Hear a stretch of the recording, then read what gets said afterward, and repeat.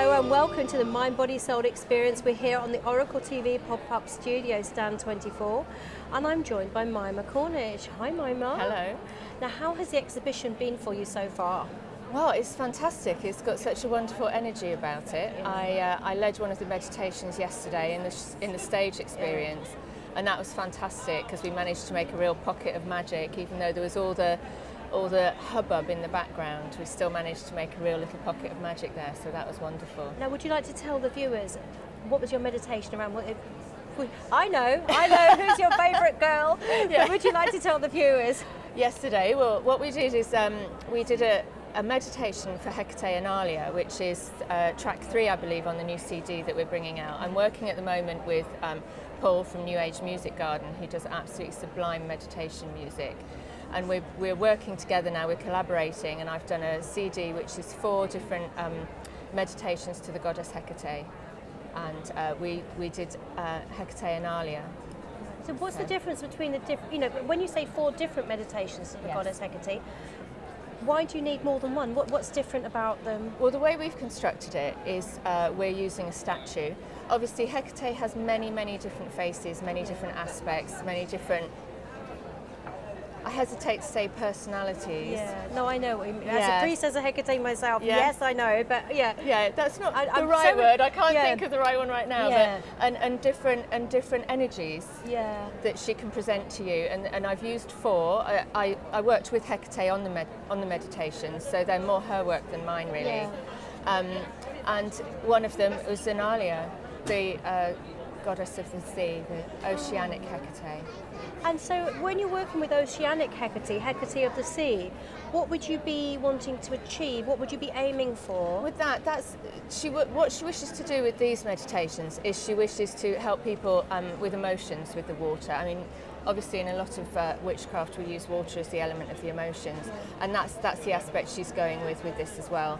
But all 4 meditations are very gentle. There's a pause within them all where you have your time with the goddess Hecate. It's not for me to tell you what she wants to say to you, and so she will know what she wants to deal with. So it's about emotions, it's about dealing with your own emotions, it's about, I actually say, navigating the complicated pathways of other people's emotions, because sometimes that can be a very difficult thing in life. So this would be a wonderful track to listen to, which, if you're dealing with any emotional darkness or uncertainty, because obviously Hecate does illuminate the way forward. Yes, definitely, with the torches. Yeah. We also have Hecate Phosphorus, the light giver, with her keys, giving the keys to answers. And with the first meditation is Hecate Solitaire, and there's also Chthonic Hecate. Yeah, I think the phosphorus is one of the ones that I identify with most. Yeah. Yes, bringing illumination to issues that, again, she will work with you. Now, how did your journey begin with the goddess Hecate? Is she the main goddess you work with, or the only goddess? She's.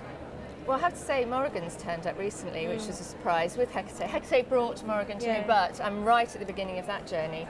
But I must say, the same thing happened to me as well. Did it? I started picking her up, and it's quite unusual because I've not had a connection with her for years, even though friends of mine have been very strong. This is it. We're talking really about working with goddess energies, and as priestesses of the goddess, we can work with lots of different goddesses as your own personal journey unfolds. But it's very interesting how one might think that you'd become associated with a goddess, and it just doesn't happen. And suddenly, out of the blue, it's just there. That's what we're referring to at the moment. Yeah, I think the Morrigan works with crows a lot. Well, she's the crow goddess, and I think she just got sick of almost sitting crows on the bonnet of my car, so she actually just turned up. It was just for heaven's sake.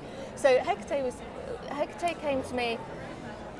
Again, it's that kind of thing where I look back at books that I read before, and I realised she was on the cover, and I didn't even know her that well then, and I can remember reading a book years and years ago and thinking, and the authors, he referred to her as his patron deity, was Hecate, and I remember thinking, she really resonates. I could really work with her, because I was searching quite a lot, and then she came up again, and I became aware of Sarita D'Este's work, and I started looking into that, and it coincided with the first rite of her sacred fires. Yes.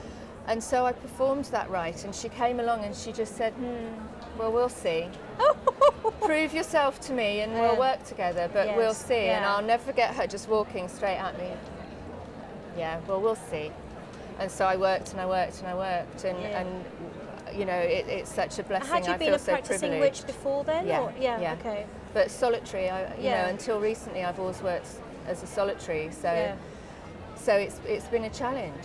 Yeah, because it's very different working in a group, isn't it? Yes. Sometimes much more powerful, but then when you're very sensitive, I mean, I don't know if you work as a psychic as well, but you obviously are very sensitive. Yes. So how do you find that suddenly going from working solely with the energy, the source of the energy coming through you, to working in a group with all those people's emotions?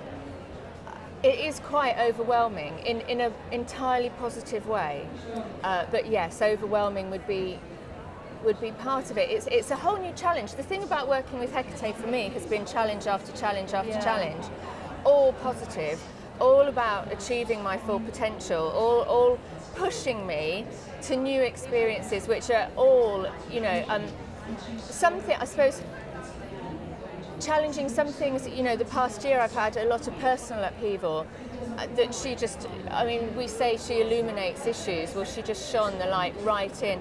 I think, was it Sarita who said she shines the light in dark areas we may not want to have illuminated? Yes, absolutely. The shadows, in every sense of the word. And things are often quite a lot easier to deal with if they're in the shadows. And that's what she's done for me. She just shone the light right in there. But ultimately, you know, so this year's been all sorts of things, and even working on the CD has not been as straightforward as we thought it would be, but the piece of work we've achieved because of that, and for personal matters, the positivity that's come out of it, you know, because you can live a lie all you like, but it's far better that you're living a truthful path, and that was amazing for me to work with her in that way and have her support all the way through that. And now you're bringing her to this huge audience here, I know. And they don't usually get such intense goddess work here. It'll be, you know, there have been some people at these events before that are working with the goddess generally, but having been here myself last year and people's interest in my books, they're kind of a little bit interested, but it's more from a psychic point of view, you know, that sort of slightly softer introduction to the world of the goddesses. So you've gone straight in there with full-on interactive meditations with Hegarty. I know, it was really funny on actually, centre stage. Because Paul, who's written the music, was first of all, you know, it was meant to be more goddess energy and nature and stuff, and I was thinking, this is quite interesting, because she does seem to be you know, well, not allowing, because you're your own person, but she seems okay with this. And then it was like, oh no, the first one's all about me. And I was like, oh good. Oh good. And yes, and then Olympia, which of course cracks me up because of Olympus. I know, and so yes, even at the Hecate Symposium, which was a big event in September, which we filmed, my mother. Even there, it wasn't ready for that. It was like, no, I want to be at Olympus. I mean, Olympia. And so, yes, it was quite amazing that I was bringing her here, but it's the kind of thing that, well, she knows what she's doing. I'll trust with her. Oh, thank you so much, Mima. It's been a pleasure. Thank you for inviting me here. And I'm so pleased that she's now got you on Hecate TV. Yay! Thank you very much. Thank you.